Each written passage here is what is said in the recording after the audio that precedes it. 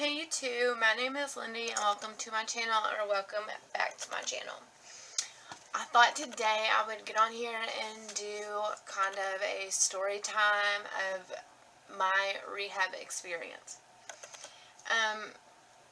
By the way, I have not figured out how to edit videos. I'm strictly just doing this off my camera with what little memory I have and uploading it with as little editing as possible because I don't know how to do that. Anyways, I went to rehab, I think it was early February 2013, and I was there for 25 or 26 days. I wasn't even there the full 30 days. But it come about that I got sent to rehab. Mom and Dad called me over to their house one day, which they didn't do often. I didn't really get along with my parents. I literally lived a mile down the road from them. And my mom owned a little boutique in a house that shared driveways with my house. Like, I was that close to them, but I avoided them if at all possible. I had track marks all at my arms. I wasn't looking real good. I was ashamed of myself, but anyways, they called me, asked me if I would come over and see them, which I thought was strange, but I told them yes. And when I got there, it was like a small intervention. It was my dad, my mom, and my brother. And I don't know where my sister was at the time. She was somewhere. She may have been there. I don't remember exactly. Anyways, it was you either go to rehab or we will act-10 you into rehab. And I don't know if many of you know what an act-10 is, but it's where you can go through the courts and like family members can sign a petition and then you are basically court ordered to go to rehab. There's no ifs, ands, buts. They will like give you a police escort to the rehab, and it is mandatory or you could go to jail. So I didn't want that. I said I would go. I didn't realize they knew I was doing substances intravenously, but once they found that out, that is when it was, you're going to rehab, bottom line, no ifs, ands, buts about it. So I asked if I could go home because at the time I was married. I've been married before. I got married at like 20, maybe not even 19 or 20 when I got married. It lasted for a year and a half. That's a whole other story. That was a crazy part of my life. Crazy part. Anyways, I asked if I could go home, and I also had a pit bull. I had like a 2-year-old blue pit. He was my baby. I had him since he was 6 weeks old. I asked if I could go tell them goodbye. They said no, we was leaving then. So my mom literally had a bag packed for me of clothes that I guess I had left at her house when I still lived there. And they drove me an hour and a half. They didn't even tell me where we was going. I didn't know where I was going. I didn't know how long I was going to be there. I didn't know what clothes was packed for me. I didn't know anything. And I told my mom, I said, I have a half of a substance left. And I don't want to say the oxycodone. So we called them Roxy. You know, I had half one of those left, and I told her that I was doing that before I left, so I ate it before she could say anything else about it. We drove to rehab. Her and my brother took me in. They got me signed in, had to fill out paperwork, take a drug test, and then they kissed me goodbye and left. Hold on a sec.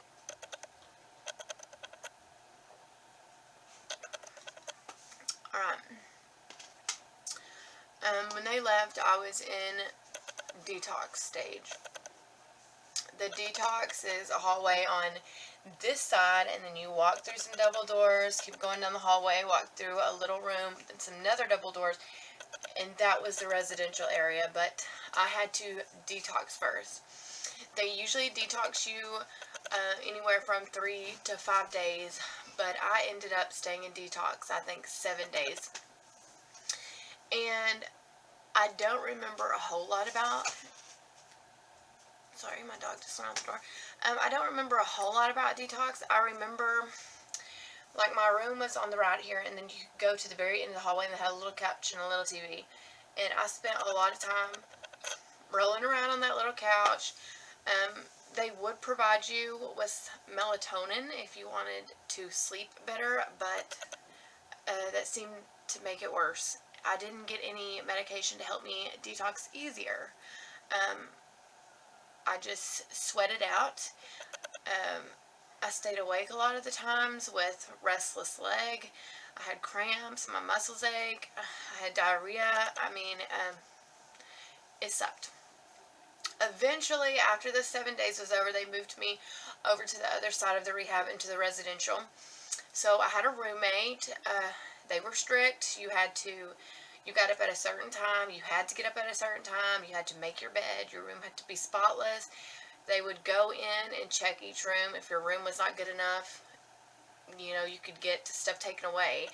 Cigarette breaks. Cigarettes were a big thing in there. You got 3 or 4 cigarettes a day, and normally people smoke after they eat, but they mixed it up. We smoked before we ate. So before breakfast, we'd get a smoke break.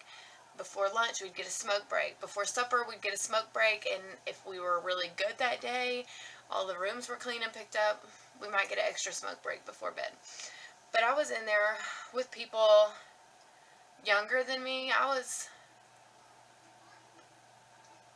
20 at the time, I think. I don't know. I cannot remember. That was a long time ago. I'd have to do the math. I think I was 20. I was supposed to turn 21 that year. But I was in there with 1 or 2 girls younger than me. They were still over 18.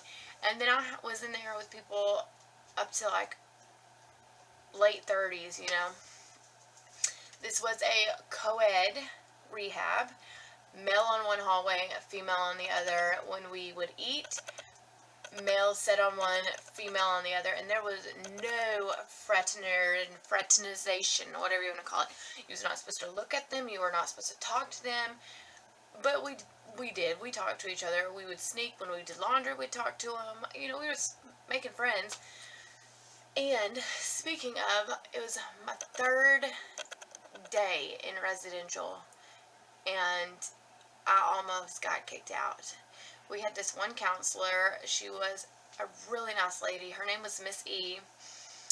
She was a bigger, intimidating woman, and she was a recovering addict. I mean, she used to run the streets hard, you know what I mean? Like, she'd been some places, but I was terrified of her, and she ended up being my counselor. Anyways, dude passed a note to me. I got it. I tried to be slick, pass the note back. I got caught. The counselors took up my note. They brought all of us in, girls on our side, boys on their side. They called me and dude up to the front. And I'm thinking, I'm terrified. I have, like, stage fright, I guess you could say, anyways. And I'd been using drugs since I was 14, 15 years old. And now I'm having to do this sober. Like, I was high for everything. So this was terrifying. I know my face was red. I was this far from puking, this far from crying. But anyways, she said, "Who wants to go home?" And we're in front of everybody. Mind you, I had found out by just talking to this guy on and off a little bit and talking to the other girls that had been there a little bit longer, kind of what this guy was about. And he had a son, and he was court ordered there, which basically, when she said, "Who's going home?" I volunteered. And I knew that if they sent me home from rehab because of some stupid crap like fraternizing with a male, my parents would kick my rear. Even though I didn't live with them, that was it. You know what I'm saying? Like, I was not about to go home saying that, but I was like, "Take me home. He's got a son to worry about. He needs to be here." And then she looks at me and she says, "So you're willing to throw your sobriety in the trash over one guy you don't even know?" And I was like, "I don't know what else to do, She said, "Let's flip for it. Heads or tails?" And we're both like, "What?"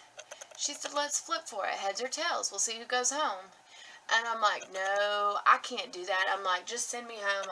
I was like, my mom and dad's going to kill me, but send me home. It's fine. Send me home. And she's like, you know, this better be a lesson to you, and to you, and to you, and to you, and to you, and to you. That quick, and you're going to get sent home. And then all this time, all this money, because rehab is expensive. It is not cheap. My brother helped pay for my rehab. Mom and dad, they all pitched in and paid for my rehab. So anyways, I did not pass notes after that. Like, if I seen, we passed each other in close proximity, getting trays, whatever, we mail something across the way, I might like, how are you? I wasn't passing any more notes. No way. But anyways, we did daily stuff. Get up, clean your room. We all had chores, kitchen chores, sweep, mop, that kind of stuff. Excuse me. Excuse me. And we did a lot of classes. We worked the 12 steps. After I had been there a while, I could leave off campus, and we would go to some NA meetings and stuff. And my parents could come visit me, and my little sister and my brother and my sister-in-law, they would come visit me. It was like every Sunday, and after I'd been there for 2 weeks, they was able to come every Sunday, and they would, because sometimes they would have to do family counseling. But anyways, the day I left, I went home, and that guy I was passing notes with, he got out of rehab like 2 days after I did, but he transferred to a chem-free house, which is basically like a sober living, and I refused to do chem-free. I said I was going home, and this guy went to a chem-free house, and I ended up moving him into my house an hour and a half away. Biggest mistake ever. I made it 55 days before I relapsed. That's including my rehab time. You do the math, not long after. Dude relapsed with me. He ended up stealing my mom's car one night, which is what I was driving. I didn't realize it because we was at a friend's house. He told